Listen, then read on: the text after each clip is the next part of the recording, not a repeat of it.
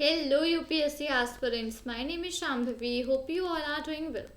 So हम लोग chapter number 2 को स्टडी कर रहे थे from class 6 civics and that was diversity and discrimination. ठीक है.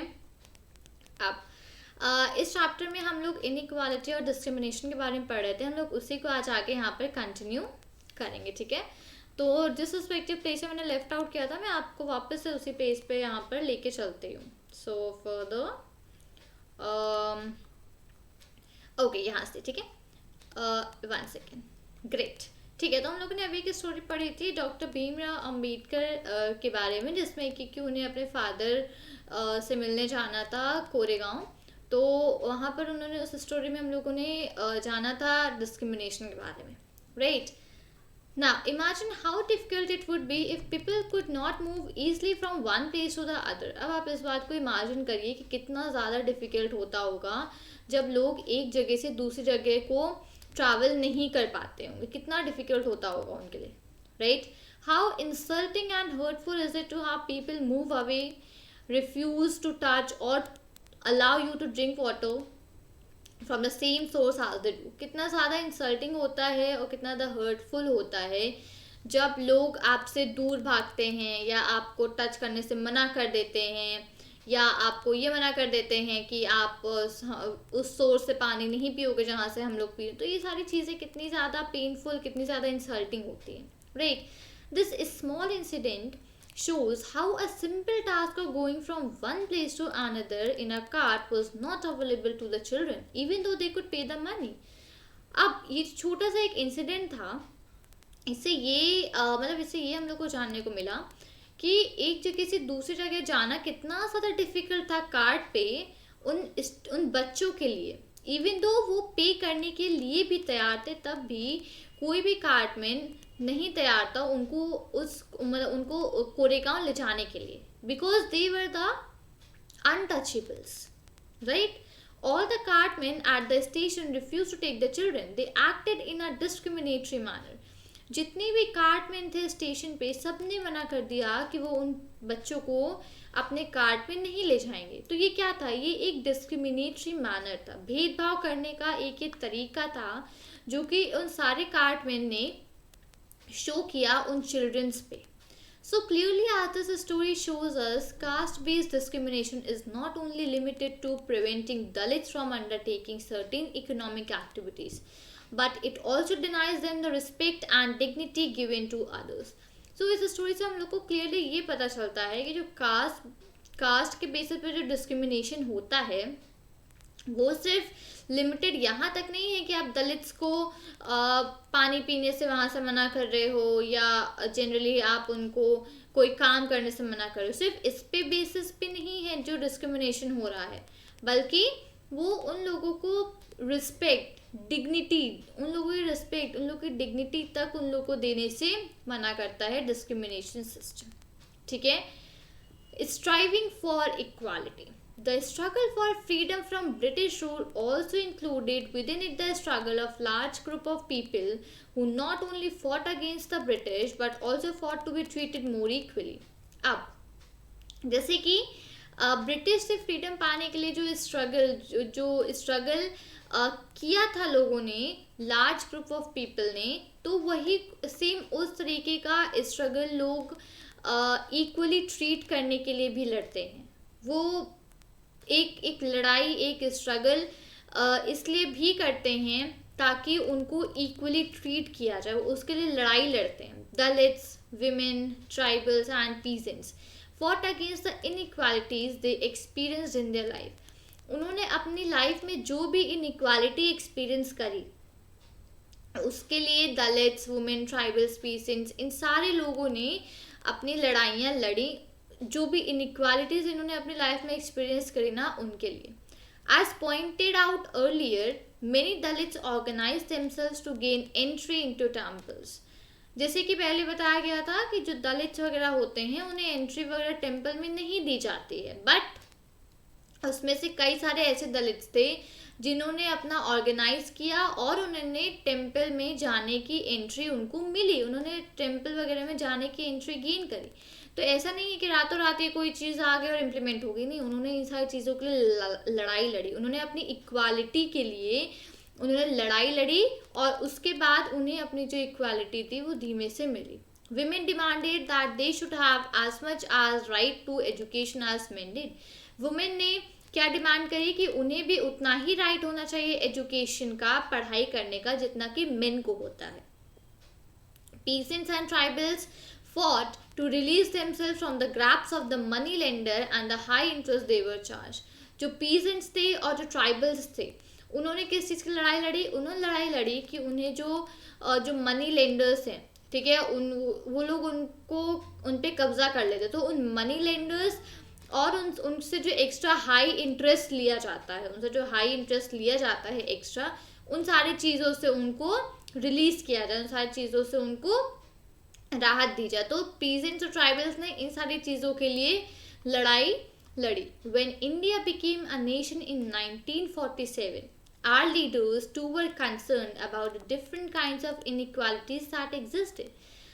जब 1947 में इंडिया एक नेशन बना, तब हमारे जो लीडर्स थे वो इस चीज़ से काफ़ी ज़्यादा कंसर्न थे, जो अलग अलग टाइप की जो इनइक्वालिटीज़ एग्जिस्ट कर रही थी उस समय हमारे नेशन में, तो जो लीडर्स थे वो काफ़ी ज़्यादा कंसर्न थे इन सारी चीज़ों के लिए। Those who wrote the Constitution of India, a document that laid out the rules by which the nation would function, were aware of the ways in which discrimination had been practiced in our society and low people had struggled against them.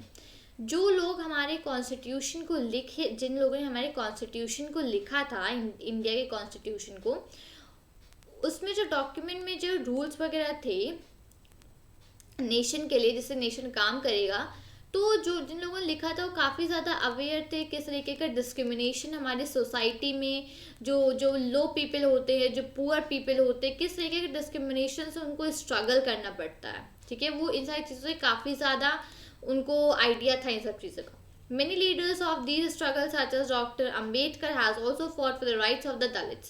तो अब कई सारे leaders जो थे इन struggles के, जैसे कि doctor Ambedkar, तो उन्होंने भी दलित्स के राइट के लिए, उनके हक के लिए उन्होंने फाइट किया। So these leaders set out a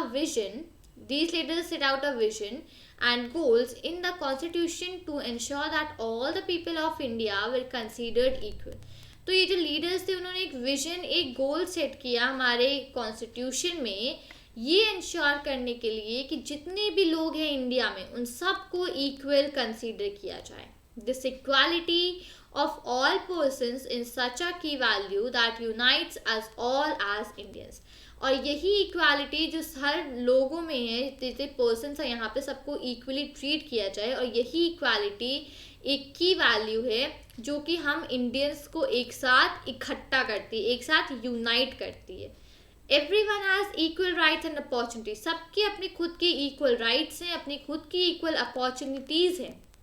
Untouchability is seen as a crime and has been legally abolished by law. अब untouchability जो है वो as a crime हो गया है, और उसको लीगली लॉ में लिख भी दिया गया है untouchability के बारे में।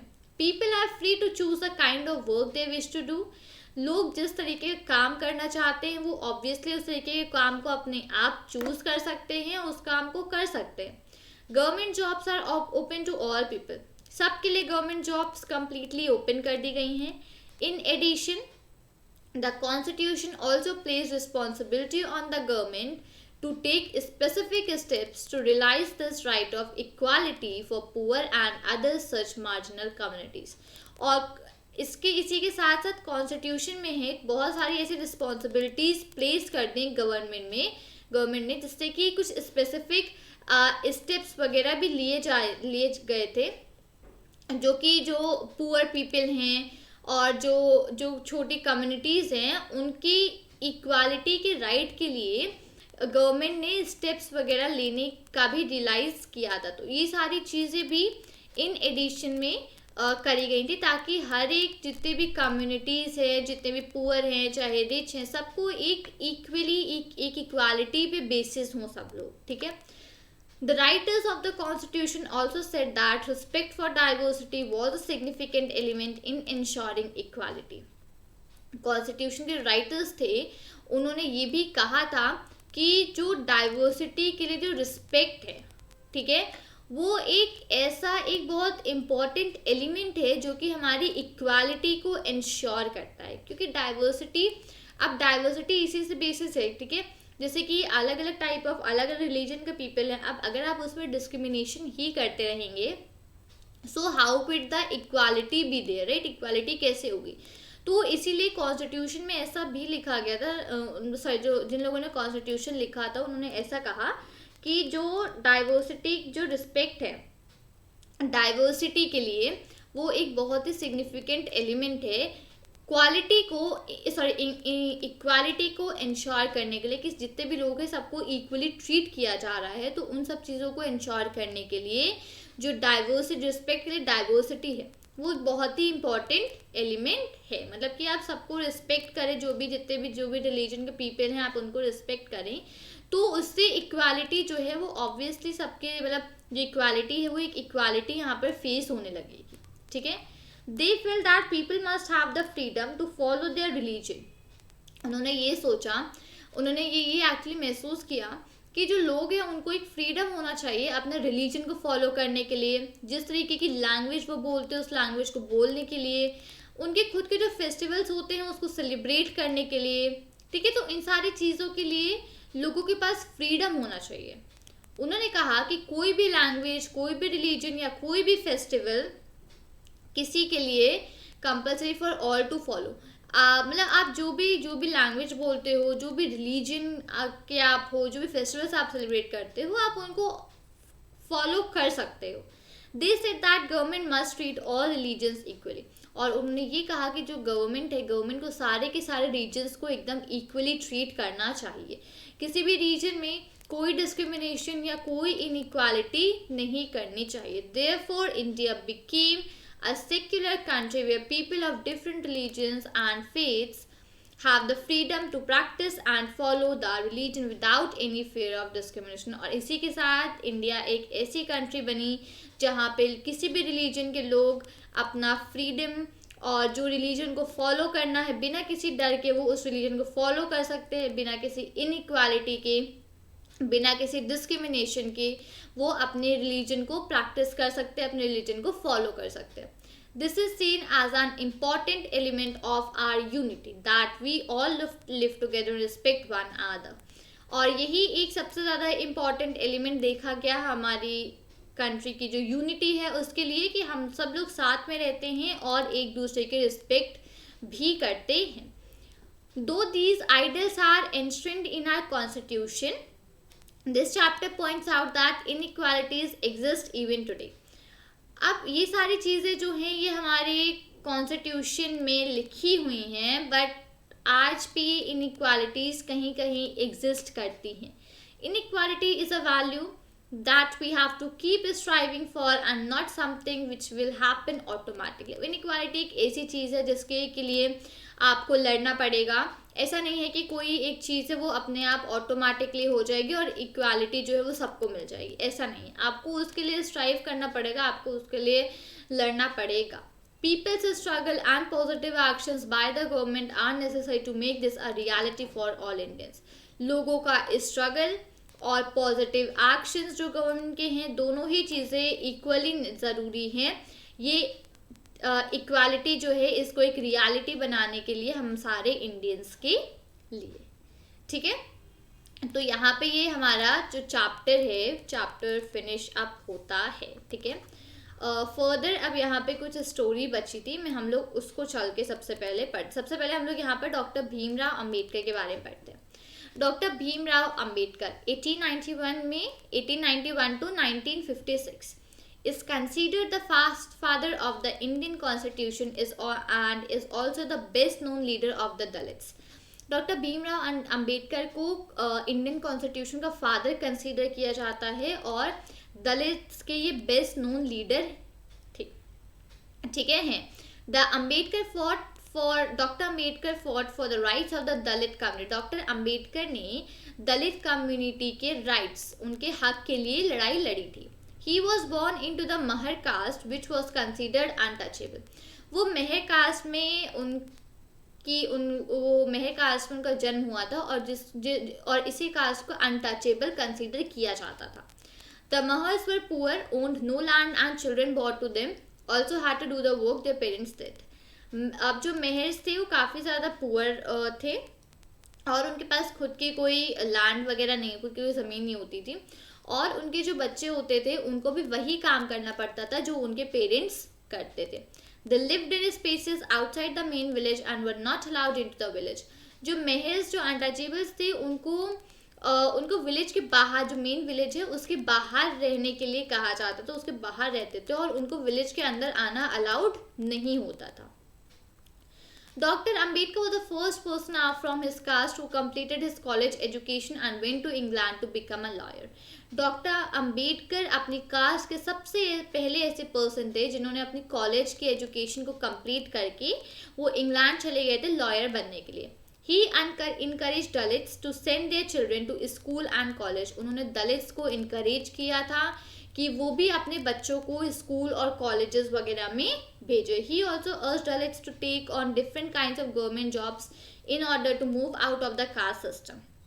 उन्होंने ये भी बोला था दलित्स को कि आप अलग अलग तरह के जो गवर्नमेंट के जॉब्स होती हैं आप उनको लो ताकि आप अपना जो कास्ट का सिस्टम है उससे आप बाहर निकल सको।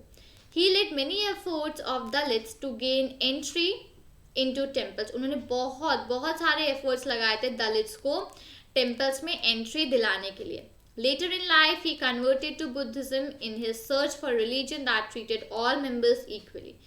आगे की अपनी लाइफ में वो बुद्धिज्म के जो रिलीजन था उसमें कन्वर्ट हो गए थे क्योंकि वो एक ऐसी रिलीजन को ढूंढ रहे थे जहाँ पे हर मेंबर को इक्वली ट्रीट किया जाए। Dr. Ambedkar believed that Dalits must fight the caste system and work towards a society based on respect not just for a few but for all persons. Doctor Ambedkar का मानना ये था कि Dalits को fight करना चाहिए कास्ट सिस्टम के लिए और सोसाइटी के लिए उन्हें काम करना चाहिए जहाँ पे सारे जितने भी लोग हैं सबको इक्वली ट्रीट किया जाए, सिर्फ कुछ लोगों को नहीं, जहाँ पर हर एक पर्सन को इक्वली ट्रीट किया जाए। तो उनको इन सारी चीज़ों के लिए उनको दलित्स को लड़ाई लड़नी चाहिए थी इन सारी चीज़ों के लिए। ठीक है, ग्रेट। ठीक है, अब यहाँ पे मैं एक बार यहाँ पर ऊपर चलती हूँ। ग्रेट, तो इस respective chapter number 2 diversity and discrimination में हम लोगों ने डिफरेंस एंड प्रेजुडाइसेस के बारे में पढ़ा था कि व्हाट आर दीज। देन हम लोगों ने यहाँ पे क्रिएटिंग द स्टीरियोटाइप्स के बारे में पढ़ा। फर्दर मैंने यहाँ पे डिस्कस किया था आपके साथ inequality and discrimination. So inequality and discrimination का मेन बेसिस वही है, that is the stereotype and prejudice.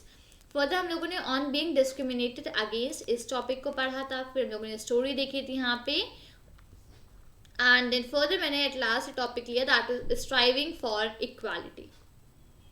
ठीक है, तो होप सो कि आपको इस चैप्टर में ये पता चला होगा कि इनइक्वालिटी, डिस्क्रिमिनेशन, ये सारी चीज़ें होती क्या हैं, ये सारी चीज़ें लोग किस तरीके से डिस्क्रिमिनेशन, इनइक्वालिटी, इन सारी चीज़ों को फेस करते हैं, क्या क्या स्टेप्स ली गई थी, और हमारे कॉन्स्टिट्यूशन के बारे में आपको थोड़ा बहुत पता चला होगा, राइट। सो उम्मीद करती हूँ कि आपने इसको नोट डाउन किया होगा क्योंकि इसमें काफ़ी इंपॉर्टेंट पॉइंट्स थे। अगर नहीं किया तो आप फर्दर एक बार इसको वापस से अपने आप पढ़ के इसको नोट डाउन कर सकते हैं। ठीक है, सो उम्मीद करती हूँ कि वीडियो अच्छा लगा होगा। वीडियो अच्छा लगा हो तो वीडियो को लाइक करें, अपने फ्रेंड्स के साथ शेयर करें और चैनल को सब्सक्राइब करना मत भूलिएगा। मिलती हूँ आपसे नए वीडियो के साथ। Till then thank you and take care. जय हिंद।